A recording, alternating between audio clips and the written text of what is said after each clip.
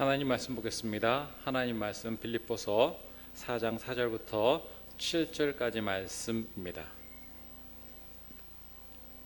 주 안에서 항상 기뻐하라. 내가 다시 말하노니 기뻐하라. 너희 관용을 모든 사람에게 알게 하라. 주께서 가까우시니라.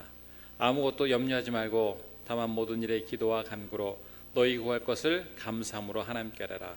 그리하면 모든 지각에 뛰어난 하나님의 평강이 그리스도 예수 안에서 너희 마음과 생각을 지키시리라. 아멘. 우리나라를 비롯해서 전 세계가 코로나19로 고통을 당하고 있습니다. 미국, 이탈리아, 스페인, 수많은 나라들이 코로나19 때문에 많은 사람들이 죽고 또 많은 사람들이 감염되었습니다. 이것으로 인해서 경제가 위축되고 있고 많은 사람들이 먹고 살기 힘들다고 아우성을 치고 있습니다. 이 시대에 우리가 참된 평화가 어디 있는지 우리가 생각해 봐야 할 것입니다. 우리는 사소한 문제 갖고 평강을 누리지 못하는 경우가 참 많이 있습니다. 우리 삶에 많은 스트레스와 어려움 때문에 우리가 평강을 찾지 못할 때가 참 많이 있습니다.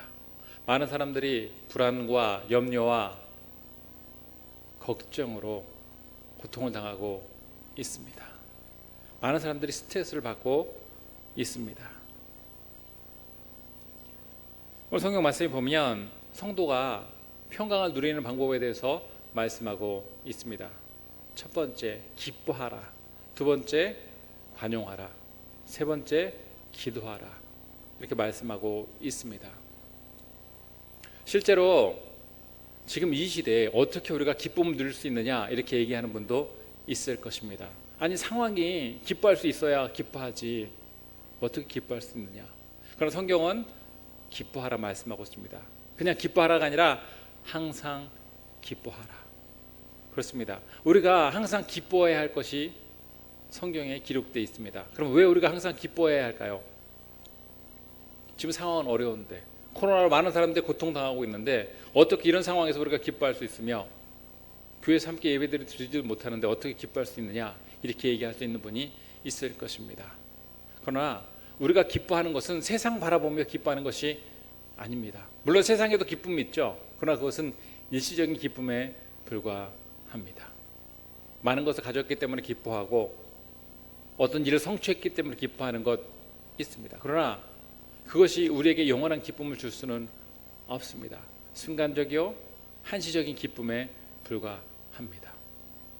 우리가 기뻐할 수 있는 비결 성경에 보면 기록되어 있는데 주 안에서 기뻐하라. 그렇습니다. 세상에 있는 것을 갖고 기뻐하는 것이 아니라 주 안에서 기뻐하라. 그것이 성경의 말씀임을 우리가 알 수가 있습니다. 이 말씀을 쓰고 있는 사도 바울은 실제로 빌립보 감옥에 갇혀서 어려움과 고통을 당하고 있었습니다. 여러분, 그 당시에 감옥에 갇혀 있는 것 참으로 어려운 상황이었을 것입니다. 먹을 거 제대로 먹을 수 없고 입는 거 제대로 입을 수 없고 마음 편하게 잠잘 수 없는 그런 환경 가운데 사도 바울은 처했습니다. 냄새는 얼마나 많이 났겠습니까? 많은 사람들이 우글우글 모여있는 그 감옥에서 얼마나 큰 고통과 스트레스가 있었겠습니까? 사도 바울이 그렇다고 해가지고 큰 죄를 범했기 때문에 감옥에 갇힌 것도 아니었고 복음을 전하는 것으로 하나님 일을 감당했는데도 불구하고 감옥에 갇혔습니다. 그럴 때 얼마나 억울했겠습니까? 아니, 하나님께서 정말 살아계시다면 나처럼 충성당하는 자를 어떻게 이렇게 할 수 있느냐 할 수도 있었을 것입니다. 그러나 사도 바울은 그 상황에서도 인간적인 생각하지 않고 주님을 바라봤고 주님과 함께 고통당하는 것을 기쁘게 여겼습니다. 사도 바울이 기뻐할 수 있었던 이유는 뭡니까?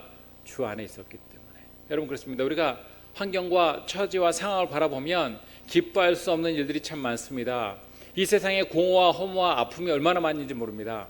그러나 우리 믿는 사람은 세상 바라보며 기뻐하고 세상 바라보며 슬퍼하는 존재가 아니라 예수 안에 기뻐하고 주 안에 기쁨을 누리는 자가 성도라는 것을 우리가 알 수가 있습니다.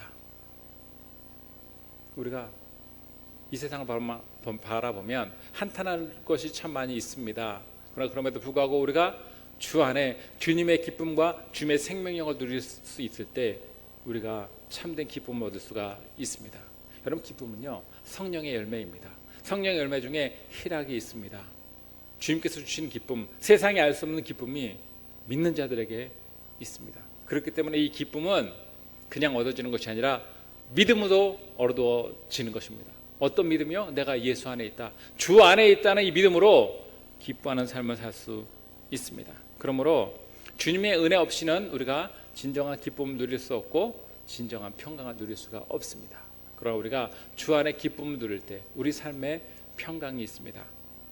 우리가 평강을 누릴 수 있는 또 다른 방법, 그것은 관용입니다. 오늘 성경 말씀 보면 관용을 베풀라 말씀하고 있습니다. 관용은요 배려하는 마음이 있을 때 관용할 수 있습니다. 넓은 마음을 품을 때 관용할 수 있습니다. 살아깊음, 이것이 관용을 베풀 수 있는 비결이죠. 우리가 남을 관용할 때 우리도 평강을 누릴 수 있습니다. 근데 이 시대에 관용이 참 부족한 시대에 우리가 살고 있습니다. 관용의 빈곤의 시대를 우리가 살고 있습니다. 좀 기분이 나쁘다고, 또 내 마음대로 되지 않는다고 악한 일을 저지르는 사람도 참 많이 있습니다. 얼마 전에 보니까 사귀는 애인이 있었는데 애인이 이제 다신 당신과 만나지 말자 그렇게 얘기했다고 그 애인을 죽이는 이런 끔찍한 사건이 일어난 적도 있었습니다. 그뿐만 아니라 어떤 애인과 결혼하려고 했는데 그 애인의 부모가 이 결혼을 반대했다고 해가지고 그 애인의 부모를 살해하는 끔찍한 일도 있었습니다. 참 어떻게 인간이 이렇게 무자비할 수 있는지 모르겠습니다. 그러나 지금 이 시대에는 관용이 참으로 부족한 시대에 우리가 살고 있습니다. 여러분, 우리가 남을 너그럽게 포용하는 것, 이것이 바로 관용입니다. 우리 예수님의 마음을 품을 때 우리가 관용한 삶을 살 수가 있습니다. 우리가 관용을 베풀 때 우리 마음에 평강이 임한다는 것을 우리가 알 수가 있습니다.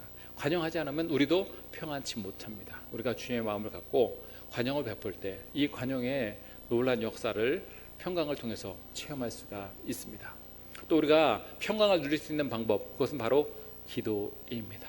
오늘 성경 말씀에 보면 기도하라 말씀하고 있습니다. 아무것도 염려하지 말고 기도할 것을 분명하게 말씀하고 있습니다.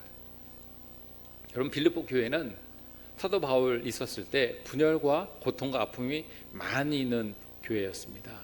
평강하지 못한 교회였습니다. 그러나 그럼에도 불구하고 사도 바울은 기도하라 이렇게 이야기했습니다. 그것도 그냥 기도하는 것이 아니라 아무것도 염려하지 말고 기도하라. 아니, 인생 살다 보면 염려할 것이 얼마나 많은데 어떻게 염려하지 않고 태평하게 기도만 할 수 있느냐 이렇게 얘기하는 분도 있습니다. 그러나 여러분, 우리가 염려한다고 해가지고 우리 문제가 해결됩니까? 염려한다고 문제가 해결되면 염려해야 되겠죠. 그러나 여러분, 염려한다고 우리 문제가 해결되지 않습니다. 염려한다고 키가 더 커지는 것도 아니고, 염려한다고 돈이 많아지는 것도 아니고, 염려한다고 우리 미래가 활짝 열리는 것도 아니라는 것을 우리가 알 수가 있습니다. 염려는요 우리 감옥과 같습니다. 염려는 우리 영혼을 얽매입니다. 또 염려는 꼬리에 꼬리를 뭅니다. 염려가 염려를 낳고 염려가 염려를 낳습니다. 여러분, 염려 많이 하면 그날 잠이 잘 옵니까? 잠 잘 안 옵니다. 그럴 때 염려를 딱 끊어야 돼요. 믿음으로 하나님께 맡기고 믿음으로 나갈 때 우리가 염려하지 아니할 수 있습니다. 여러분, 마음에 염려가 가득하면 그 마음에 부정적인 생각으로 가득합니다. 왜 이 사람이 나를 이렇게 대할까? 나를 깔보나? 나를 무시하나? 돈 없다고? 배우지 못했다고? 여러분, 이런 생각을 자꾸 하면 이 생각이 자꾸 꼬리에 꼬리를 물게 돼 있습니다. 아무리 다른 사람이 나를 우습게 본다 할지라도 우리 거기에 대해서 신경 쓸 필요 없습니다. 왜요? 나를 아시고 나를 주장하시고 나를 사랑하시는 주님이 계시기 때문에 나의 존재감을 주님으로부터 획득할 때 우리가 참된 기쁨을 누리지, 인간의 눈치를 보고 인간이 무엇으로 얘기하느냐에 따라서 내 인생이 결정된다고 생각하면 우리가 자꾸 사람의 말에 귀를 기울이게 되어 있습니다. 때로는 사람은요 칭찬도 하고 비난도 할 수 있습니다. 그러나 여러분, 그것이 중요한 것이 아닙니다. 가장 중요한 것은 누구의 판단입니까? 하나님의 판단입니다. 나를 사랑하시고 나를 주장하시고 우리 연약함을 도말하시는 그 주님을 믿고 나갈 때 우리가 염려하지 아니하고 믿음으로 승리할 수가 있습니다. 그래서 염려거리가 있을 때 우리가 뭐 해야 됩니까? 기도해야 돼요. 자꾸 염려 많아지면요, 기도 잘 안 됩니다. 여러분, 기도로 염려를 이겨야 합니다. 그래서 염려는요, 무자르듯이 쫙 잘라야지 한번 자르지 않으면 이것이 꼬리에 꼬리를 물고 계속 우리를 괴롭힙니다. 그러면 기도 안 됩니다. 우리가 누굽니까? 하나님의 자녀입니까? 누가 우리를 정죄하리요? 우리 하나님께서 우리를 받아주시고 하나님께서 우리를 통해서 선한 길로 인도하시려고 하는데 자꾸 염려하면 그 길이 막힙니다. 그러면 우리가 그 앞에 있는 장애물을 제거하고 주님 앞에 나와 기도해야 합니다. 여러분, 염려는요 또한 하나님에 대한 불신입니다. 하나님께서 분명히 우리를 보호하시고 인도하시는데 하나님의 보호하심과 인도하심을 믿지 못하면 뭐하게 돼 있습니까? 염려하게 돼 있어요. 우리가 하나님을 신뢰한다면 염려하지 말아야 합니다. 여러분, 염려는 기쁨의 최대의 적입니다. 염려가 많으면 기뻐할 수가 없어요. 우리 하나님은 우리가 항상 기뻐하는 삶을 살기 원하시는데 염려가 가득하면 기쁨을 누릴 수 없습니다. 여러분, 이 시대에 근심, 걱정, 두려움, 염려, 스트레스 이런 것으로 고통당하는 사람이 얼마나 많이 있습니까? 그러나 우리가 이런 불안, 두려움, 스트레스, 염려가 올 때 기도해야 합니다. 기도를 통해서 우리가 하나님의 역사를 체험하고 하나님 주시는 평강을 누려야 합니다. 여러분, 또한 기도할 때 성경에 보니까 감사함으로 기도하라 이렇게 말씀하고 있습니다. 감사함으로. 힘들고 어렵지만 그럼에도 불구하고 뭐 하라고요? 감사라는 거죠. 왜요? 감사를 통해서 하나님께서 역사하시기 때문입니다. 감사는요, 믿음의 표현입니다. 과거에 나와 함께 하셨던 하나님께 감사하는 것. 왜요? 그렇기 때문에 현재도 나와 함께 하신다는 것을 믿기 때문에 감사할 수 있는 거예요. 현재뿐만 아니라 나의 미래도 감사할 수 있는 이유가 뭡니까? 하나님께서 나와 함께 하셨고 나를 보호하셨고 환난 가운데 구원하셨기 때문에 또한 앞으로도 하나님께서 나와 함께 하시고 나를 버리지 아니하시고 환난 가운데도 우리를 구원하신다는 믿음이 있기 때문에 우리가 감사할 수 있는 것입니다. 우리 감사함으로 주님께 나갈 때 주님께서 우리에게 평강을 주시는 것을 우리가 알 수가 있습니다. 또한 하나님께서 우리가 기도하고 나갈 때 우리의 마음과 생각을 지키신다 말씀하고 있습니다. 여러분, 사람은요 마음이 중요합니다. 여러분, 마음이 꺾이면 다 꺾이는 거와 마찬가지예요. 우리가 전투를 하거나 싸움을 할 때 마음이 꺾이면 이미 그 전쟁에서는 패배한 거나 마찬가지입니다. 마음이 살아있어야 합니다. 마음의 확신이 있어야 되고 마음의 능력이 있어야 합니다. 마음의 힘이 있어야 합니다. 근데 우리 마음대로 됩니까? 여러분, 사람 마음처럼 마음대로 안 되는 것이 없다는 것을 우리가 알 수가 있습니다. 내 마음대로 되지 않는 나의 마음, 심지어 어쩔 땐 내 마음도 내가 모르는 것이 인간의 마음입니다. 근데 우리가 기도하면 하나님께서 어떻게 하신다고요? 우리의 마음을 지키신다 말씀하고 있어요. 지키신다. 마음뿐만 아니라 우리 생각도 지키신다 말씀하고 있어요. 마음은요 감정이 나오는 것이라면 생각은 지혜가 나오는 것입니다. 판단력 어디서 나옵니까? 생각에서 나옵니다. 바른 생각. 여러분, 생각이 흐트러지면 바른 판단할 수 없습니다. 판단력이 흐려지죠. 근데 우리 하나님께서 우리 마음과 생각을 지키시면 우리 마음대로 움직이지 않게 하시고 마음을 굳건케 하시고 요동치지 않게 하시고 우리 생각을 주님께 집중할 수 있게 하십니다. 마음이 잡히고 생각이 잡히면 이거 승리하는 거나 마찬가지예요. 그럼 우리가 기도해야 합니다. 그럴 때 우리 하나님께서 우리 마음을 지키시고 우리 생각을 지키시고 우리 삶 가운데 역사하심을 우리가 알 수가 있습니다. 그래서 감사함으로 하나님께 아뢰할 때 하나님께서 우리 마음과 생각에 보초를 서주시고 역사하심을 우리가 알 수가 있습니다. 여기서 지키신다는 이 말씀은 군사적인 용어입니다. 강력한 군대가 보초를 쓸 때 어느 누구도 침범하지 못하는 것처럼 하나님께서 강력하게 우리를 지키신다. 그것이 바로 지킨다는 말씀이라는 것을 우리가 알 수가 있습니다. 여러분, 그래서 사람이 아니에요. 하나님께서 우리 마음과 생각을 지키셔야 합니다. 그럼 하나님께서 우리 마음과 생각을 지키시려면 우리가 어떻게 한다고요? 기도해야 합니다. 모든 것을 맡기고 기도할 때에 하나님께서 우리 마음과 생각을 지키시고 하나님의 역사를 일으키시는 것을 우리가 알 수가 있습니다. 그래서 우리가 기도할 때 그냥 기도하는 것이 아니라 강력하게 기도할 때 강력한 하나님의 역사가 나타나는 것을 우리가 알 수가 있습니다. 우리 하나님은 우리의 평강의 주인 되시고 우리 기쁨의 근원이 되십니다. 여러분, 우리가 평강을 누리려면 항상 기뻐해야 합니다. 우리가 평강을 누리려면 관용하는 마음을 가져야 합니다. 우리가 평강하려면 기도해야 합니다. 기도함으로 하나님의 크신 은혜를 체험하고 이 요란하고 환란한 시대 가운데 참된 평안을 누리는 놀라운 축복이 저와 여러분에게 있길 주의 이름으로 축원합니다. 기도하겠습니다. 참 좋으신 하나님 아버지, 주님께서 함께하여 주셔서 이 환란 많은 이 시대에 우리가 항상 주 안에 기쁨을 누리게 하여 주시고 관용하는 넉넉한 마음을 품고 이 험한 세상을 이기며 나가게 하여 주시옵소서.